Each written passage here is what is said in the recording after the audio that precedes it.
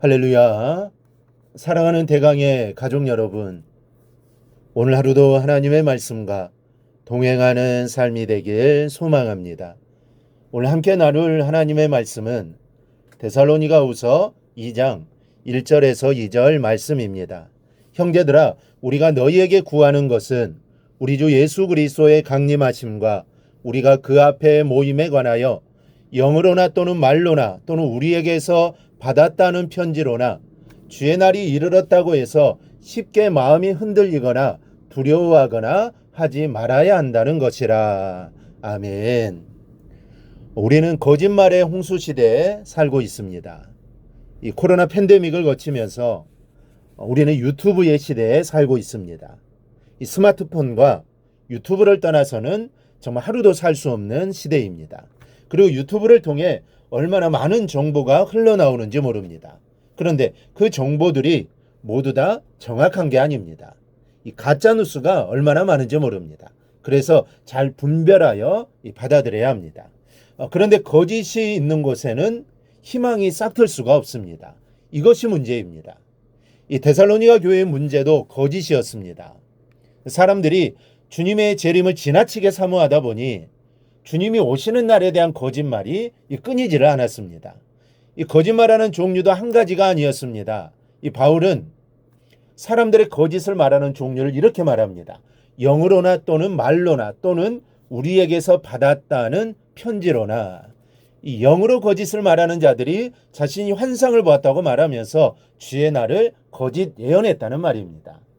또 사람들이 거짓으로 사용했다는 말은 헬라어 로그라는 단어인데 이것은 어떤 사람들을 통해 전달된 지시나 교훈을 말합니다. 영어 성경은 말을 전언으로 번역합니다. 그러니까 말로 거짓말을 하는 자들은 바울이 우리에게 주님의 재림에 관해 이렇게 말해주었다라고 거짓 예언을 했다는 겁니다. 그리고 편지로 거짓을 꾸몄다는 것은 바울의 편지처럼 위조한 거짓 편지들이 괴문서처럼 나돌았다는 말입니다. 물론 그 편지 안에 기록된 주님의 재림에 관한 예언들은 거짓입니다. 그러니까 순전한 믿음을 가지고 신앙을 지키려는 성도들이 얼마나 혼란스러웠겠습니까? 바울은 이어지는 말씀을 통해 이런 영적인 혼란을 극복하는 지침을 알려줍니다. 먼저는 주님의 재림에 관해서는 동심해서는 안 된다라는 것입니다. 이 생각하는 미래교회 메타교회라는 책을 쓴 저자는 그의 책 안에서 이런 말을 합니다. 나는 그리스도께서 당장 오실지도 모르는 종말의 때에 살고 있다는 의식을 강하게 느끼며 자랐다.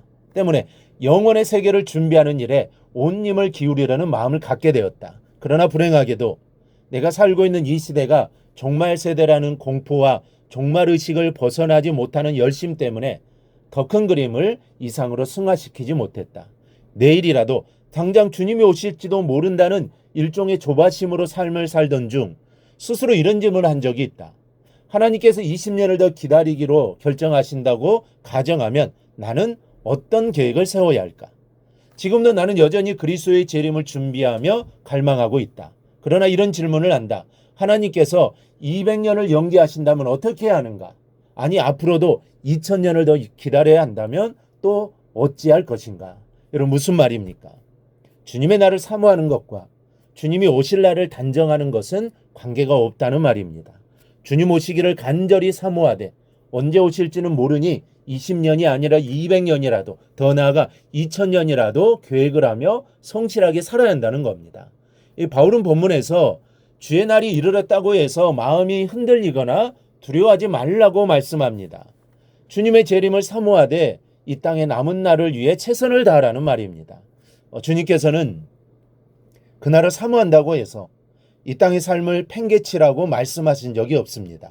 오히려 더 성실하게 하루하루를 만들면서 그날을 기다려야 하는 겁니다. 흔들리거나 두려워해서는 안 됩니다. 주님 반드시 다시 오시지만 그날은 알 수 없습니다. 오직 성부 하나님만이 아십니다. 그러니 그날에 대해 관심 가질 것이 아니라 그날을 고대하며 잘 준비해야 할 것입니다. 그럴 때 기쁨으로 주님을 맞이하게 될 줄 믿습니다. 둘째, 주님의 재림이 가까웠다고 해도 두려워하지 말아야 한다는 겁니다. 두려움은 준비가 되지 않았다는 증거입니다. 어떤 상황을 만났다 할지라도 준비된 사람은 두려워하지 않습니다. 평소 배운 것을 잘 정리한 사람은 시험날이 오는 것이 두렵지 않습니다. 오히려 기다려집니다. 산속에서 호랑이를 만났어도 충분한 대비가 된 사람은 두려워하지 않는 겁니다. 주님의 재림을 듣고 두려워하는 사람은 주님을 맞을 준비가 되어 있지 않다는 증거입니다.